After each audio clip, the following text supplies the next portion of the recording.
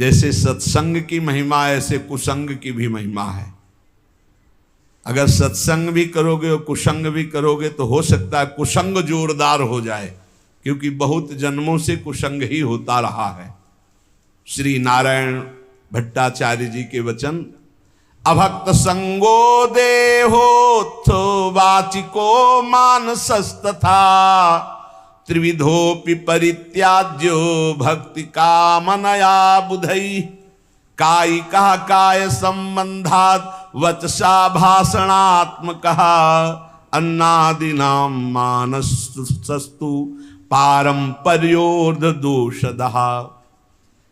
यदि तुम भक्ति के इच्छुक हो, प्रेम के इच्छुक हो, भगवत दर्शन करना चाहते हो, तो अभक्तों का संग कभी भूल कर मत करना। ना तो देहोत्थो वाचिको मानसस तथा, ना शारीरिक होने पावे, ना वाणी से होने पावे, ना मानसिक होने पावे। एकांत में बैठकर दुष्ट का चिंतन भी करना, उसका संग करना होता है।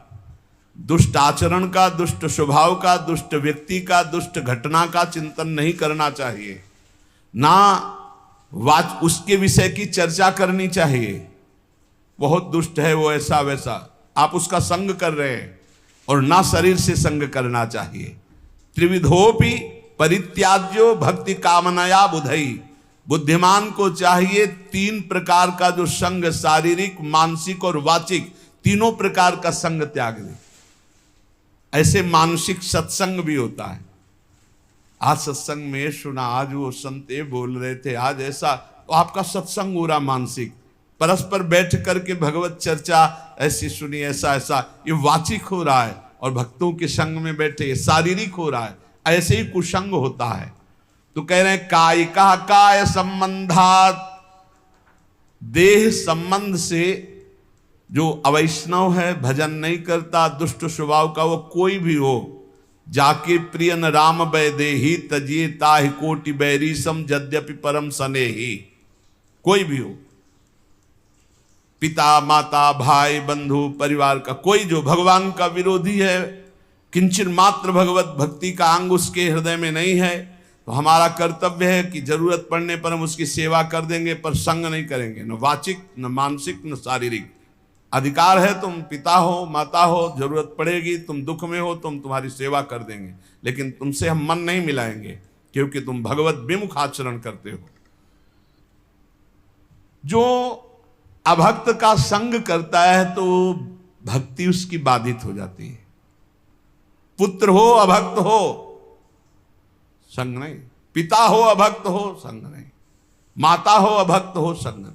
तजो पिता प्रहलाद विभीषण बंधु भरत महतारी गुरु बलि तजो कंत ब्रज बनितन भे मुद मंगलकारी। ये दूसरों को मंगल करने वाले बन गए, जो भगवत विरोधियों का त्याग कर दिया। देह संबंध से दैहिक संबंध होता है। देह संबंध अभक्त से न बनने पावे, उसके पास बैठना, उसके संभाषण करना, किसी भी तरह की दोस्ती हमारी अभक्त से नहीं होनी चाहिए। जो भगवत विमुख है बिल्कुल नहीं। भगवत विमुख अगर संग किया तो पक्का भक्ति में बाधा पड़ जाएगी, पक्का बाधा पड़ जाएगी।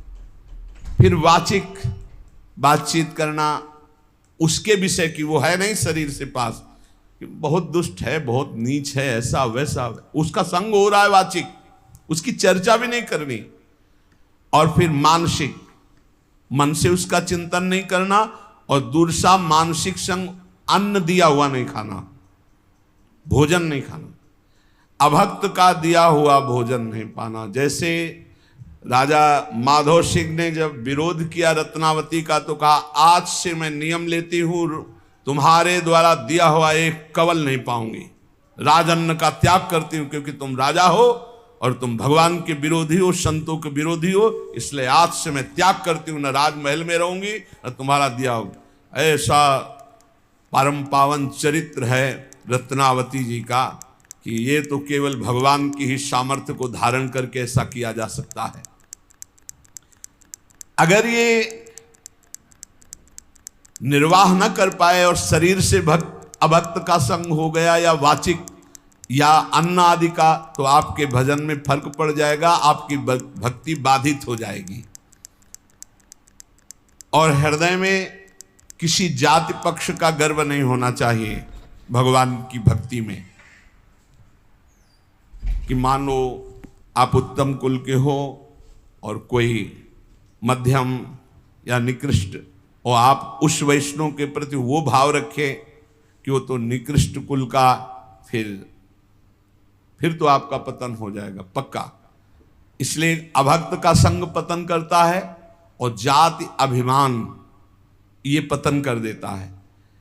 भक्तों के कुल एक ही होते हैं। जैसे अपने यहाँ श्री हरिवंश सुगोत कुल देव जाति हरिवंश श्री हरिवंश स्वरूप हित रिद्धि सिद्धि हरिवंश। किसी से कभी नहीं पूछा होगा आज तक, किसी से नहीं कि आप किस जाति के हो, कभी नहीं। हमारी सत्ता ही नहीं है, हमारे यहाँ सत्ता ही नहीं है, न जाति की न कुल की न इसकी मर्यादा, इसकी कोई सत्ता नहीं।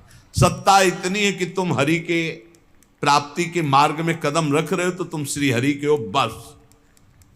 कल हम ऐसे विनोद में कह रहे थे अपने साधकों से कि यार अगर हमसे कोई पूछे कि ये संत कहाँ के हैं तो हम नहीं बता पाएंगे, तो लोग कहेंगे कि बाबा झूठ बोल रहे हैं। सच्ची मानिए, इतने सब जन है, हमको आज तक नहीं पता कि ये कहाँ के हैं, ये किस जाति के हैं, कुछ नहीं। बस जुड़े और नाम दे दिया, बोले अमुक शरण और बस सेवा, बस इतना ही हमारा बातचीत है। इसके बाद हम नहीं जानते कि आप लोग किस क्षेत्र के हैं, किस जिला के हैं, आपकी क्या जाति है, क्या कुल, हम बिल्कुल नहीं जानते। अब आप सोचो, कोई मानेगा 10-10 साल हो गए, 12-12 साल हो गए, ये नहीं जानते कि कहाँ के, नहीं जानते। एक भी साधक का हमने कभी नहीं परिचय पूछा, तुम किस जाति के हो, किस कुल के हो, और तुम्हारा गांव का नाम क्या है, तुम कहाँ से आए हो, तुम्हारा आधार कार्ड क्या है। हमारा सबका आधार कौन है, श्री हरि श्री प्रिया जी, बस इतनी बात हमारी। अब हमसे पूछा जाए ये कौन है तो कहेंगे अमुक है। कहाँ के हैं, वृंदावन के हैं। किस जाति के हैं, हरिवंश गोत्र के हैं। बस इतना ही हमें पता है। और शाम मिलकर के एक जगह बैठकर पाते हैं, एक जगह रसोई बनती, श्री जी का भोग लगता है। इतना भी फर्क नहीं है कि आप अमुक कुल का अमुक कुल। ना हम विप्रो न च नरपतिर्नापि वैश्यो न शूद्रो ना हम वर्णी न च गृहपतिर्नो वनस्थो यतिर्वा किंतु प्रोद्यन निखिल परमानंद पूर्णामृताब्धेर गोपी भर्तु पद कमलयोर दास दासानुदासः। न मैं ब्राह्मण हूं, न क्षत्रिय हूं, न वैश्य हूं, न शूद्र हूं, न ब्रह्मचारी हूं, न गृहस्थ हूं, न वानप्रस्थ हूं, न सन्यासी हूं। भैया हो कौन?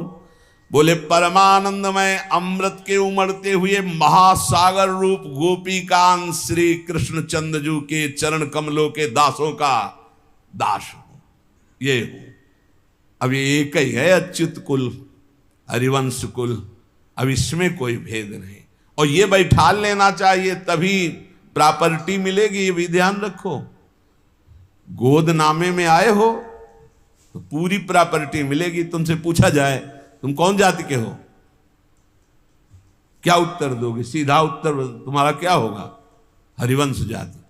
हरिवंश कोई जाति होती है? तो हम तो हरिवंश जाति, श्री हरिवंश सुगोत कुल देव जाति हरिवंश। हमारी जाति हरिवंश, हमारे कुल हरिवंश, हमारे देवता हरिवंश, हमारी देवी हरिवंश, हमारे इष्ट हरिवंश, हमारा सब कुछ हरिवंश। हरिवंश हा हरि रा राधा बा वृंदावन सा सहचरी।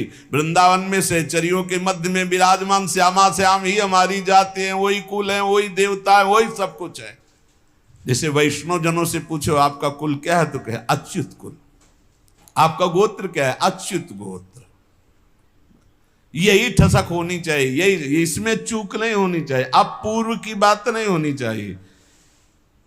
आप किस जाति से हो? हम जिस जाति के श्यामा श्याम है उस जाति के हैं, पक्का बैठा होना चाहिए। कौन से कुल के हो?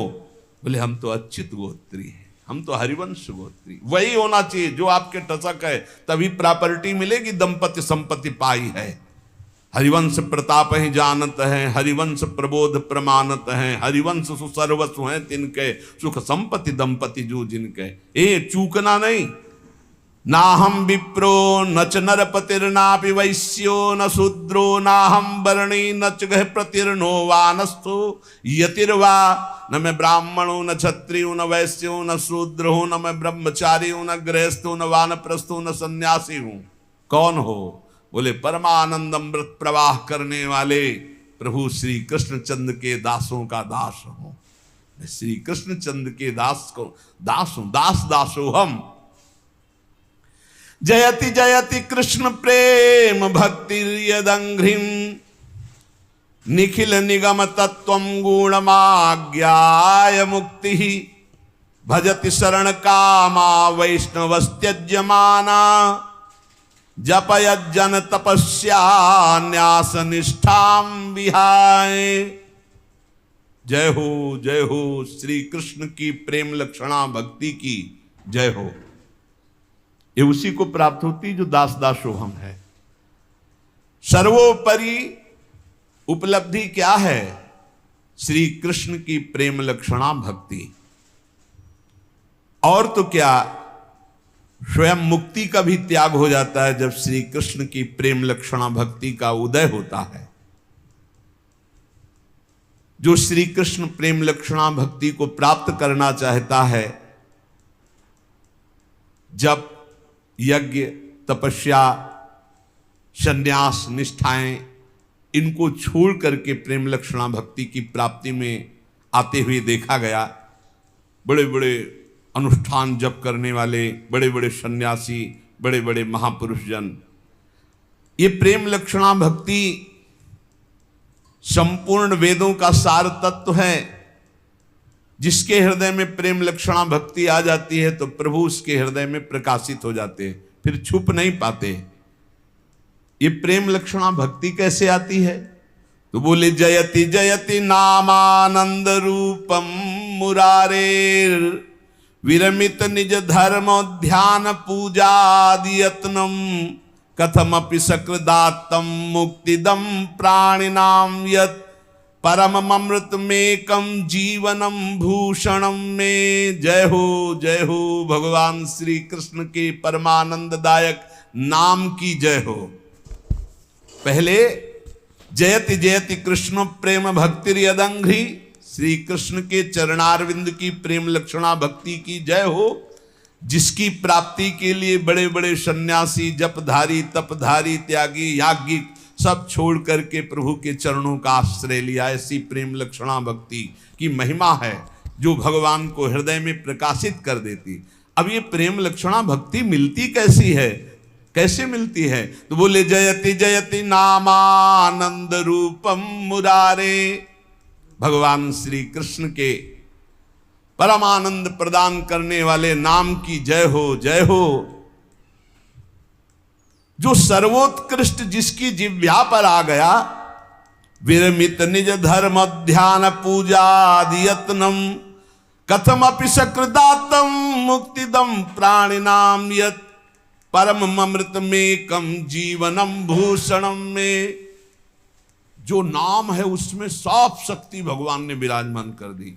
परमानंद प्रदान करने वाला, प्रेम लक्षणा भक्ति को प्रकाशित करने वाला, ये जिसकी जिह्वा पर आ गया उसने स्वधर्म पालन, ध्यान, पूजा, अन्य साधनाएं सबसे मुख मोड़ लिया। अब तो रात दिन बस नाम जप, नाम जप, नाम जप। ऐसा श्रेष्ठ प्रेमामृत प्रकाशित करता है नाम जप। एक बार जिसको इसका नशा लगा नाम का, मृत्यु यमराज ये तो दूर से थर थर कांपने लगते हैं। जैसे कल चर्चा सुनी थी कि करोड़ों भिक्षुओं के मारने का दर्द होता है जब प्राण निकलते हैं, और जो नाम जापक होता है उसके प्राण कैसे निकलते हैं? जैसे विशाल गजराज के गले से छोटे फूल मल्ली की माला टूट जाए तो उसको पता भी न चले, ऐसे प्राण निकलते, कोई कष्ट वष्ट नहीं होता। ये कष्ट होता है पापात्माओं को। लेकिन जो भगवान का नाम जप करते हुए जीवन व्यतीत करते हैं, उनका शरीर कैसे छूटता है? जैसे पुराना कपड़ा छोड़कर नया कपड़ा आनंद पूर्वक पहना जाता है ना, कोई कष्ट नहीं। जैसे हाथी के गले से माला टूट जाए, उसे पता भी ना चले, ऐसे जैसे आप स्वप्न देह में विचरण कर रहे हैं, आपको पता नहीं स्थूल शरीर छूट गया, ऐसे भक्त को कोई कष्ट नहीं हो।